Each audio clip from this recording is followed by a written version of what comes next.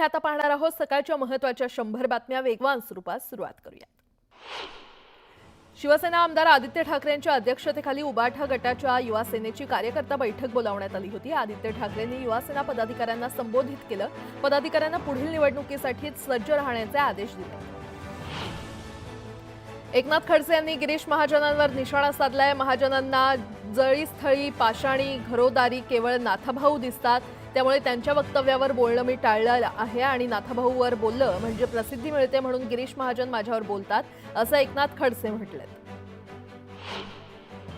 मुंडे समर्थकांनी आक्रमक होत परळीतील पोलीस ठाण्यासमोर ठिय्या मांडला। जरांगे पाटील धस आणि अंजली दमानिया यांच्या विरोधात गुन्हा दाखल करण्याची मागणी मुंडे समर्थकांनी केली। दरम्यान बीडमधील आंदोलकांशी गुणरत्न सदावर्ते यांनी फोनवरून संवाद साधला। धनंजय मुंडे यांच्या संदर्भात अपशब्द वापरले आणि सामाजिक तेढ निर्माण केल्याचा आरोप मनोज जरांगे पाटील यांच्यावर करण्यात आला। यावरून बीडच्या परळी शहर पोलीस ठाण्यात जरांगे पाटलांविरोधात अदखलपात्र गुन्हा दाखल करण्यात आलाय। परभणीतील हिंसाचारात मृत्यू पावलेल्या सोमनाथ सूर्यवंशीच्या कुटुंबियांनी प्रकाश आंबेडकर यांची भेट घेतली। आपल्या मुलाला न्याय मिळावा, दोषींवर कारवाई व्हावी अशी मागणी कुटुंबियांनी केली। सुरेश धस यांच्यामध्ये हिंमत असेल तर त्यांनी गृहमंत्र्यांना घेऊन देशमुख कुटुंबियांची भेट घ्यावी असं आव्हान राष्ट्रवादीच्या प्रवक्त्या वैशाली नागवडे यांनी केलंय। तर धस स्वतः पक्षाचे असल्यानं घाबरतात असाही टोला त्यांनी लगावलाय। मारेकऱ्यांना फाशी होत नाही तोपर्यंत मोर्चा काढणार असा इशारा पुण्यातील जनआक्रोश मोर्चातून खासदार बजरंग सोनावणे यांनी दिलाय। तर ज्यांनी आरोपींना मदत केली त्यांना सह आरोपी करा अशीही मागणी यावेळी त्यांनी केली। यावेळी सोनावणेंनी मंत्री धनंजय मुंडेंवर देखील हल्लाबोल केला। पुण्यातील जनआक्रोश मोर्चामधून अजित पवारांवरही टीका करण्यात आली। यावरून अमोल मिटकरी आक्रमक झाले। याची पक्षपातळीवर गंभीर दखल घेतली जाईल। अपशब्द वापरणाऱ्याला त्याचा परतावा व्याजासकट मिळेल असा इशारा आमदार अमोल मिटकरी यांनी दिलाय। संतोष देशमुख हत्या प्रकरणात सरकारी यंत्रणा कार्यरत असून दोषीला कठोर शिक्षा मिळेल, मात्र राजीनामा मागणं आणि आरोप करणं योग्य नाही। थेट कुणी आरोप करतं म्हणून शिक्षा केली पाहिजे हे बरोबर नाही असं म्हणत मंत्री नरहरी झिरवळ यांनी धनंजय मुंडेंची पाठराखण केली आहे।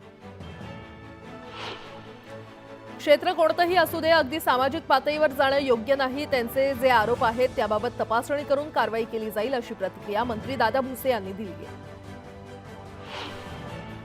उबाटाचे जिल्हाध्यक्ष द्वारकानाथ भोईर यांनी आपल्या कार्यकर्त्यांसह शिंदेंच्या शिवसेनेमध्ये प्रवेश केला। विधानसभा निवडणुकीमध्ये तिकीट नाकारल्यानं द्वारकानाथ भोईर नाराज होते। दरम्यान ज्यांनी म्हटलं होतं जनतेच्या न्यायालयामध्ये जाऊ त्यांना कळालं असेल खरी शिवसेना कुणाची असं म्हणत उपमुख्यमंत्री एकनाथ शिंदे यांनी ठाकरेंना टोला लगावलाय। विधान परिषदेचे सभापती राम शिंदे आणि जलसंपदा मंत्री राधाकृष्ण विखे पाटील यांनी एकमेकांचं तोंड भरून कौतुक केलं। तर बाळासाहेब थोरातांवर दोघांनीही निशाणा साधला। राम शिंदे यांचा सत्कार सोहळ्यानिमित्त आयोजित कार्यक्रमात ते बोलत होते। पिंपरी चिंचवडमधील शिवसेना आध्यात्मिक आघाडीच्या वतीनं सुजय विखेंच्या वक्तव्याचा निषेध करण्यात आला। शिर्डीमध्ये शिक्षणासंदर्भात काही अडचणी असतील तर उपमुख्यमंत्री एकनाथ शिंदे निश्चित मदत करतील असं म्हणत सुजय विखेंनी साई भक्तांची माफी मागावी अशी मागणी शिवसेना आध्यात्मिक आघाडीकडून करण्यात आली। आपल्या वक्तव्याचा विपर्यास केला असून साई भक्तांना हिणवण्याचा प्रयत्न कुणीच करत नाही असं सुजय विखे म्हणाले। प्रसादालयासाठी आकारलेल्या पैशाचा वापर विकासासाठी आणि शिक्षणासाठी व्हावा असा पुनरुच्चार सुजय विखेंनी केला। साई भक्तांसाठी प्रसाद भोजन निःशुल्क सुरूच राहील, मात्र सुजय विखेंच्या वक्तव्याचा विपर्यास केला गेला अशी प्रतिक्रिया राधाकृष्ण विखे पाटील यांनी दिली आहे। सामनामधून देवेंद्र फडणवीसांचं कौतुक करण्यात आल्यानंतर बच्चू कडूंनी प्रतिक्रिया दिली आहे। भाजपचा शिवसेना आणि राष्ट्रवादीसोबत प्रेमभंग झाला तर नवीन प्रेमी असावा म्हणून उबाठासोबत भाजपचं प्रेम प्रकरण सुरू आहे असा मिश्किल टोला बच्चू कडू यांनी लगावलाय। आणि आता एक मोठी बातमी समोर येते। बीड संतोष देशमुख हत्या प्रकरण त्या संदर्भातली बातमी आहे। सर्वपक्षीय नेते राज्यपालांची भेट घेणार आहेत। आज सर्वपक्षीय नेते राज्यपालांना भेटणार आहेत। बीड हत्येप्रकरणी भेटीसाठी राज्यपालांनी त्यांना वेळ दिलेला आहे आणि बीडमधील संतोष देशमुख हत्या प्रकरणात सर्वपक्षीय नेते हे राज्यपालांची भेट घेणार आहेत। मसाजोगचे सरपंच संतोष देशमुख हत्या प्रकरणात आज सर्वपक्षीय नेते राज्यपालांना भेटणार आहेत। सीपी राधाकृष्णन यांची ते भेट घेणार आहेत।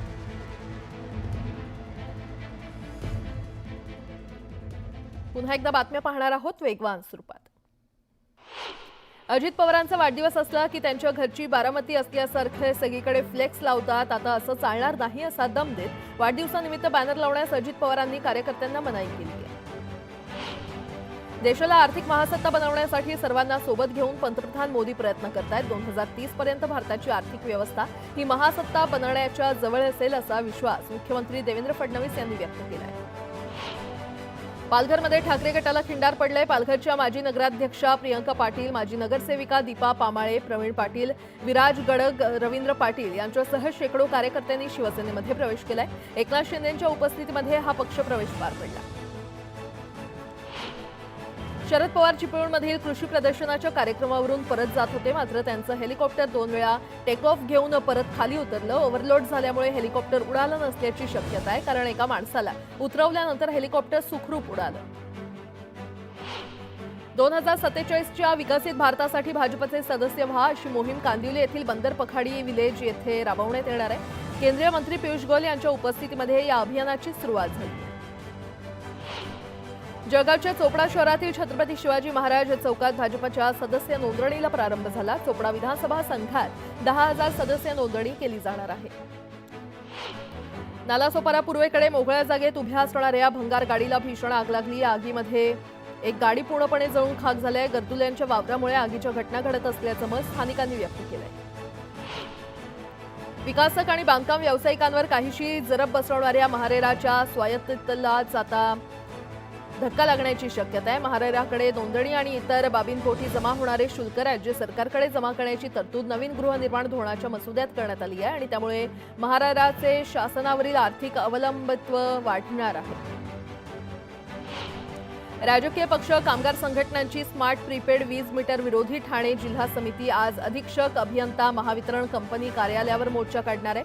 राज्यातील वीज ग्राहकांना स्मार्ट प्रीपेड मीटर लावण्यात येणार आहे. देवेंद्र फडणवीसांनी पावसाळी अधिवेशनात ही घोषणा केली होती, पण दिलेल्या आश्वासनाचं उल्लंघन करत ठाणे जिल्ह्यासह राज्यात स्मार्ट प्रीपेड मीटर लावण्याची कारवाई सुरू झाली आहे आणि त्यामुळे स्मार्ट प्रीपेड वीज मीटर विरोधी समिती आक्रमक झाली आहे. गेल्या 2 महिन्यांपासून भारतीय शेअर बाजारात प्रचंड अस्थिरता आहे. नवीन वर्षात सुरुवात तर दमदार झाली होती, पण सप्ताह समितीच्या दिवशी सेन्सेक्स पुन्हा आपटलं. परकीय गुंतवणूकदारांनी भारतीय शेअर बाजारातून केवळ 3 ट्रेडिंग सत्रांमध्ये 4.285 कोटी रुपये काढलेत. डिपॉझिटरी डेटावरून ही माहिती प्राप्त झाली. तेलबियांचं उत्पादन वाढवण्यासाठी केंद्र सरकार प्रयत्नशील असून पुढील वर्षापासून प्रतिवर्षी 10 लाख हेक्टरवरील तेलबिया लागवडीसाठी मोफत बियाणं देण्याचा निर्णय केंद्र सरकारनं घेतलाय, अशी माहिती केंद्रीय कृषी मंत्री शिवराज सिंह चौहान यांनी दिली. नववर्षात राज्यात थंडीचं आगमन होणार असल्याचा अंदाज हवामान खात्यानं वर्तवला होता. त्यानुसार आता राज्यात थंडीचा जोर वाढलाय. येत्या 3 दिवसात थंडीचा कडाका आणखी वाढणार असल्याचा अंदाज हवामान खात्यानं वर्तवलाय. मंत्रिमंडळाचा विस्तार होऊन 3 आठवडे तर खातेवाटपाला 2 आठवडे झाले तरीही जिल्ह्यांच्या पालकमंत्रीपदाच्या नियुक्त्यांचा घोळ अद्यापही संपला नाहीये. काही जिल्ह्यांवरून 3ही पक्षांनी ताणून धरल्यानं त्यातून मार्ग काढताना मुख्यमंत्री फडणवीस यांना तारेवरची कसरत करावी लागते. आणि आता एक मोठी बातमी. म्हाडाच्या कोकण मंडळाच्या 2264 घरांच्या सोडतीला 2दा मुदतवाढ दिल्यानंतरही सोडतीला अद्याप म्हणावा तसा प्रतिसाद मिळालेला नाहीये. आता अर्ज विक्रीसाठी अर्थात इच्छुकांना अर्ज भरण्यासाठी काही तासांचा कालावधी शिल्लक आहे. आज रात्री 11:59 अर्ज विक्रीची मुदत संपणार आहे. त्यामुळे इच्छुकांनी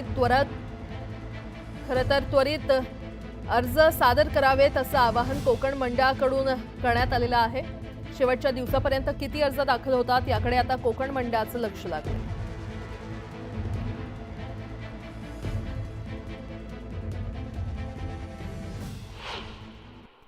दिवेघाट ते लोणंद आणि पाटस ते पंढरपूर या दोन्ही पालखी महामार्गाचं काम मार्च महिन्यापर्यंत पूर्ण करा अशा सूचना केंद्रीय रस्ते वाहतूक मंत्री नितीन गडकरी यांनी केल्या.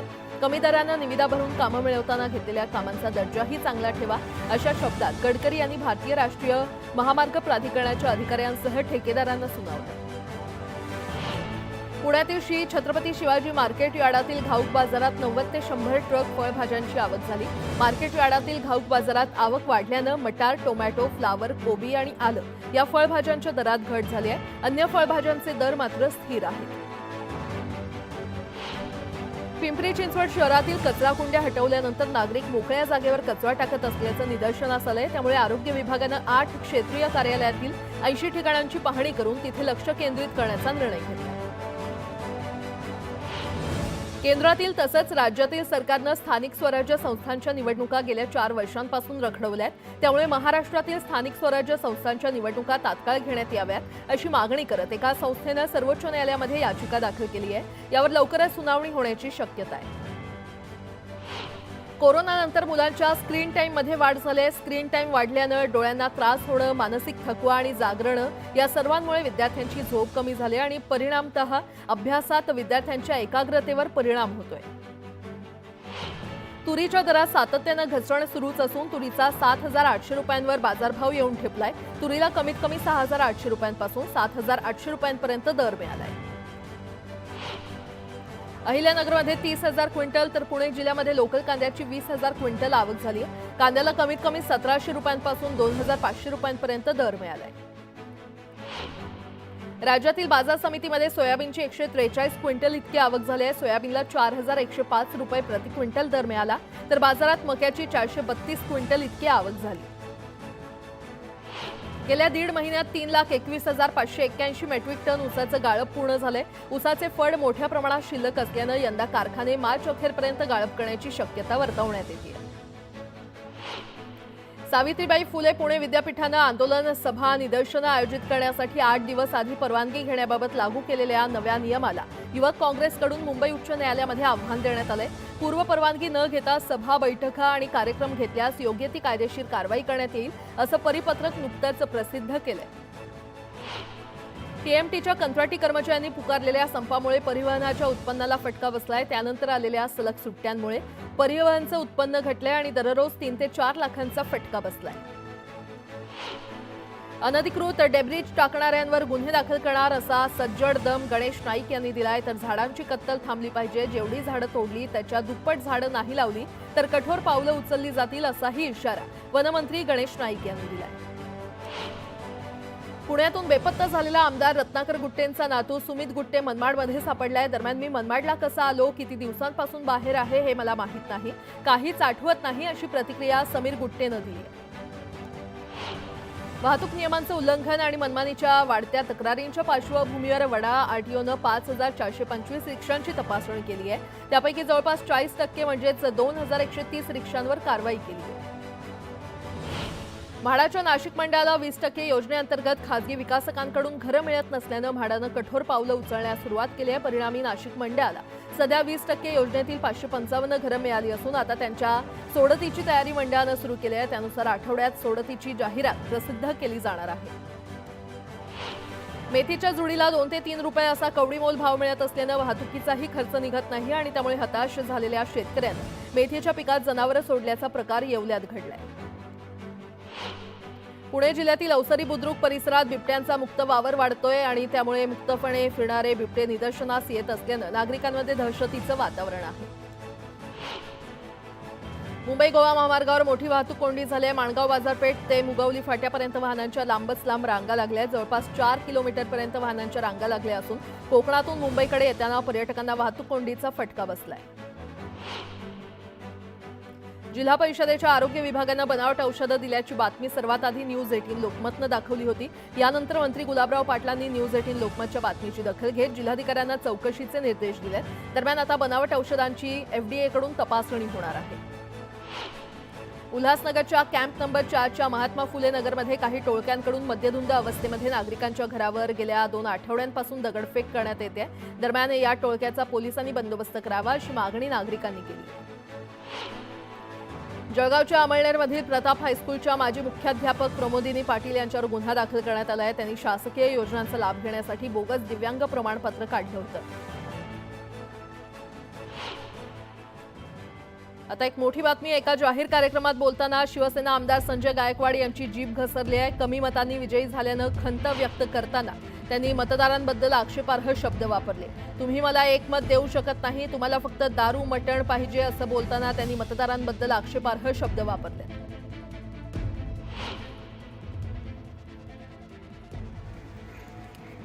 फक्त दारू मटण पैसे, अरे 2-2 हजारात विकले गेले मायला. 2-2 हजारात 5 हजारात याच्यापेक्षा झाल्यापेक्षा पुन्हा एकदा बातम्या वेगवान स्वरूपात. भिवंडीतील बिलाल नगर परिसरात जुन्या भांडणाच्या वादातून एका तरुणावर 4 जणांनी धारदार शस्त्रानं हल्ला केला. यात एक इसम जखमी झाला असून पोलिसांकडून आरोपींचा शोध घेतला जातोय. जळगाव जिल्ह्यातील पथराड येथील अशोक लंके या अल्पभूधारक शेतकऱ्यानं आत्महत्या केली आहे. लंके हे मागील 2 दिवसांपासून बेपत्ता होते. दरम्यान आज ग्रामपंचायतीजवळच्या विहिरीत त्यांचा मृतदेह आढळला. अतिवृष्टीमुळे आर्थिक नुकसान झाल्यानं लंके यांनी आत्महत्या केली आहे. मीरा रोडमध्ये अवैध फेरीवाल्यांमध्ये झालेल्या वादात एकाची गोळीबार करून हत्या करण्यात आली आहे. या प्रकरणी गुन्हे शाखेनं आरोपी युसुफ आलम आणि त्याच्या भावाला अटक केली आहे. तसंच पोलिसांनी बंदूकही जप्त केली आहे. सोलापूरच्या मोहोळ बस स्थानकात उभ्या असलेल्या बसनं अचानक पेट घेतला. इंजिनमधील तांत्रिक बिघाडामुळे ही घटना घडल्याची माहिती समोर आली आहे. या आगीमध्ये बस जळून खाक झाली तर चालक आणि वाहकाच्या सतर्कतेमुळे प्रवाशांचा जीव वाचला. जळगावच्या लमांजन गावाजवळील गिरणा नदीपात्रातून जात असताना नदीतील खड्ड्यांचा अंदाज न आल्यानं पाण्यामध्ये बुडून एका व्यक्तीचा मृत्यू झालाय. डोळ्यासमोरच पतीचा मृत्यू झाल्याचं पाहून पत्नीला धक्का बसला. दरम्यान या प्रकरणी एमआयडीसी पोलीस ठाण्यात आकस्मिक मृत्यूची नोंद करण्यात आली आहे. अकोल्यातील पाटबंधारे विभागाजवळ असलेल्या एका विचित्र अपघातात एकाचा मृत्यू झालाय. ट्रक समोर अचानक कार आल्यानं ट्रक चालकानं गाडी नियंत्रित करण्याचा प्रयत्न केला, पण अशातच समोरून एक दुचाकीस्वार आल्यानं त्याचा अपघात झाला. पिकांवर वेळेवर फवारणी करणं गरजेचं आहे, मात्र मजुरांची उपलब्धता होत नसल्यानं आता थेट ड्रोनच्या वापरानं शेतकरी फवारणी करतायत. शेतकरी उत्पादक कंपनी आणि सहकारी संस्थांकडून फवारणीच्या ड्रोनसाठी 4 लाखांचं अनुदान मिळणार आहे. मुंबई पालिकेच्या 2025-26च्या अर्थसंकल्पात जनतेचा वाढता सहभाग असावा, यासाठी नागरिकांकडून सूचना मागवण्यात आल्या. यात प्रदूषणमुक्त मुंबईसाठी बजेटमध्ये ठोस तरतूद करण्यात यावी, त्यासह खड्डेमुक्त रस्त्यांचाही प्रशासनाकडे आग्रह करण्यात आलाय. आणि आता एक मोठी बातमी. बारामती लोकसभेतील पराभवाचं शल्य आजही अजित पवार बोचत असल्याचं पुन्हा एकदा त्यांना खरं तर दिसून आलेलं आहे. बारामतीमध्ये अजित पवारांनी पुन्हा नेहमीचाच राग आळवत लोकसभेच्या वेळी लोकांनी जे फसवलं त्याची नाराजी थोडीशी जाहीर केली, पण तरी देखील त्यांना मतदान दिलं काय आणि मला मतदान दिलं काय, शेवटी ताटात पडलं काय आणि वाटीत पडलं काय, असं वक्तव्य केलं. तर तुम्ही मला मत दिलं म्हणजे तुम्ही माझे मालक झाले नाहीत, असे खडे बोलही त्यांनी कार्यकर्त्यांना सुनावले.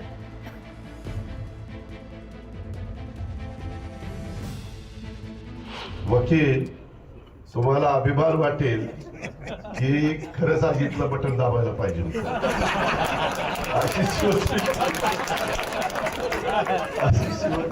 शिवसृष्टी उभी करते गमतीचा भाग जाऊ द्या. शेवटी ताटात काय वाटेत काय ते मला कळतं काय, आपल्याला काम करायचं